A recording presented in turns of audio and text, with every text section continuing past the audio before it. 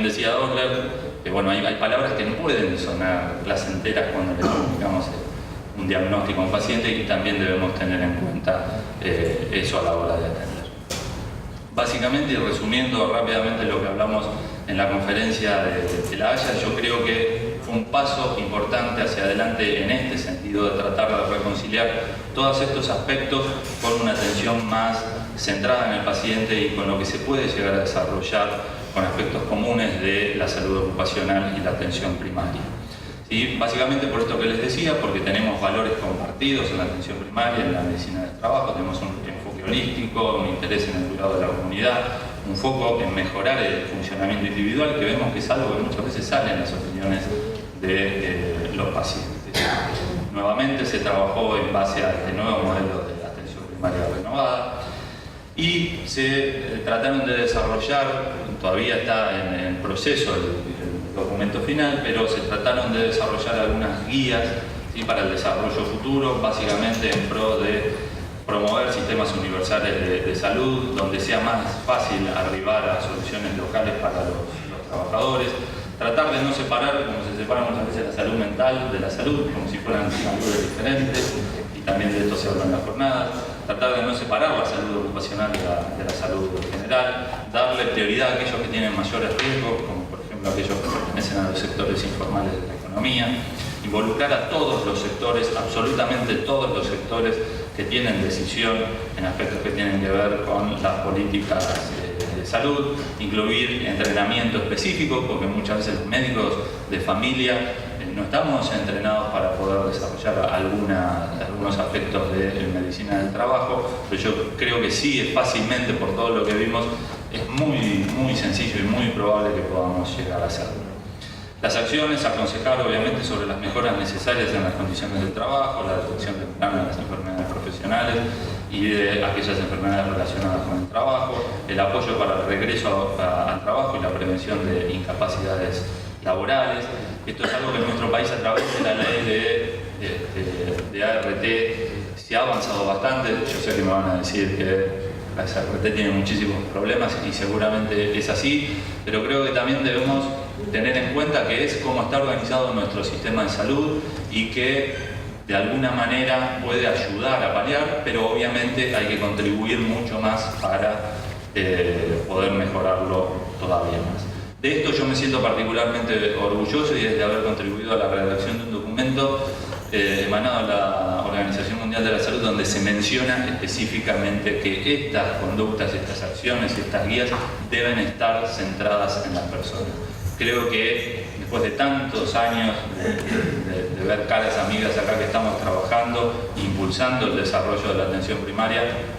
lograr que después de tantos años de trabajo se consigan este tipo de inclusiones, me parece que es fundamental y nos da nuevamente fuerza para seguir adelante.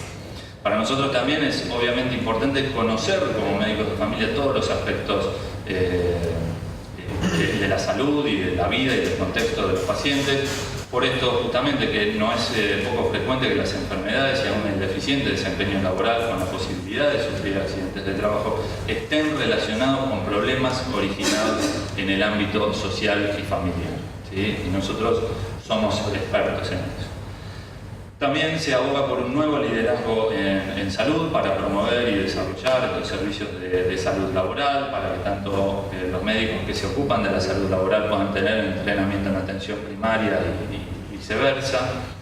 Y también una de las cosas más importantes del encuentro de La Haya fue tratar de lograr y sentar las bases para una posibilidad de trabajo en conjunto entre la Organización Mundial de Médicos de Familia y la Comisión Internacional de Salud Ocupacional. Eso es a nivel global que se ha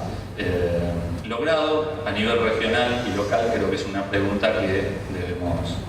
debemos contestar, ¿sí? Y obviamente esto también es importante, la salud de los trabajadores debe ser tenida en cuenta al diseñar e implementar políticas para todos los sectores.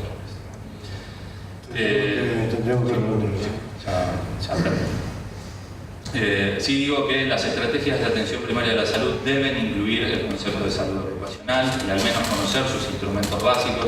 es decir, cosas tan tan simples como la historia ocupacional, la vigilancia del medio ambiente de trabajo y de la salud de los trabajadores, por cuanto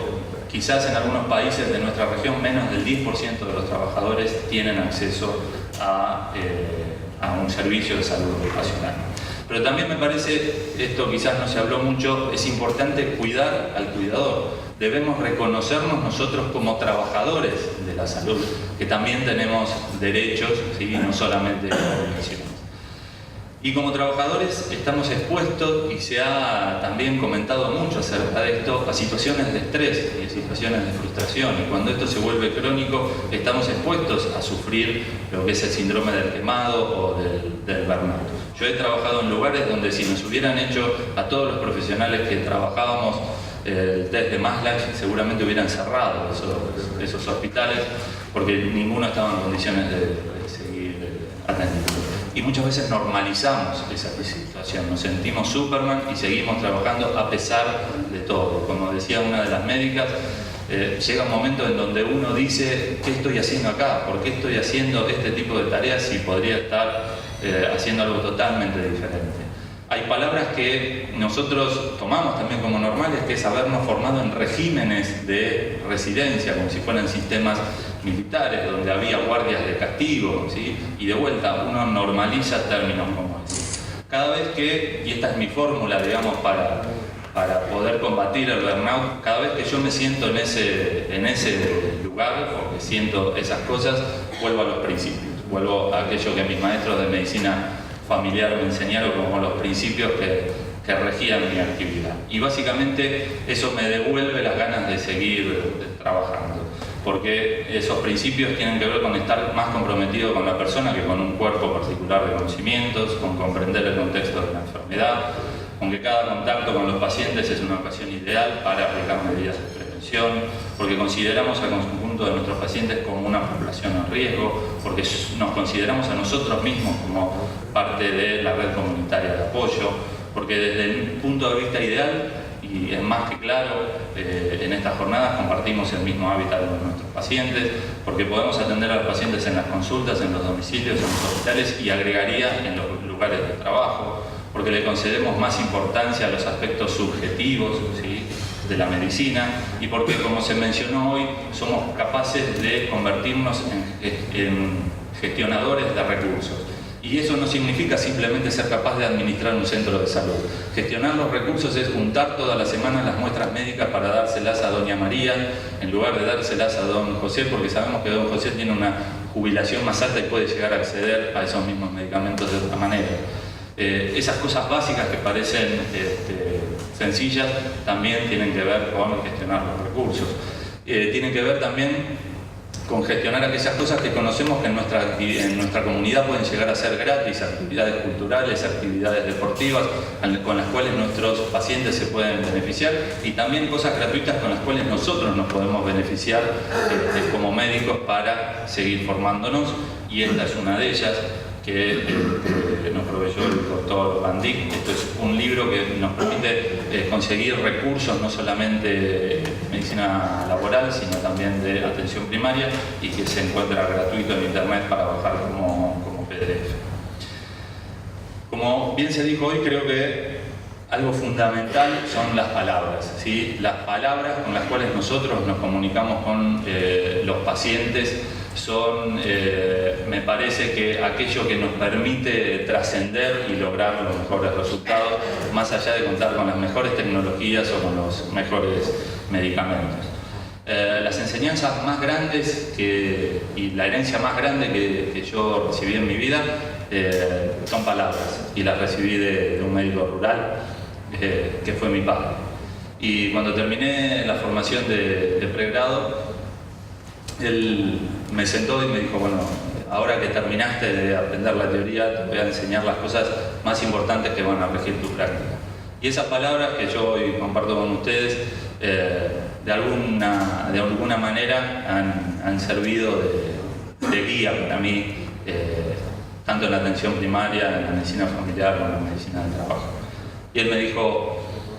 en medicina no hay ni blancos ni negros, ¿sí? Son todas gamas de grises. En medicina la verdad de hoy va a ser la mentira del mañana. Y sobre todo, y lo más importante, en medicina no hay enfermedades sino enfermos. Yo creo que las palabras son lo más importante que tenemos y que muchas veces pueden llegar son ladrillos con los cuales podemos llegar a construir, si queremos, muros entre nosotros y los pacientes, entre nosotros y el sistema de salud. Pero también estoy convencido de que son ladrillos con los cuales podemos construir puentes hacia los pacientes. Y creo que acá ha demostrado que somos capaces de construir esos puentes y también somos capaces de transitar en ellos para acercarnos a las personas.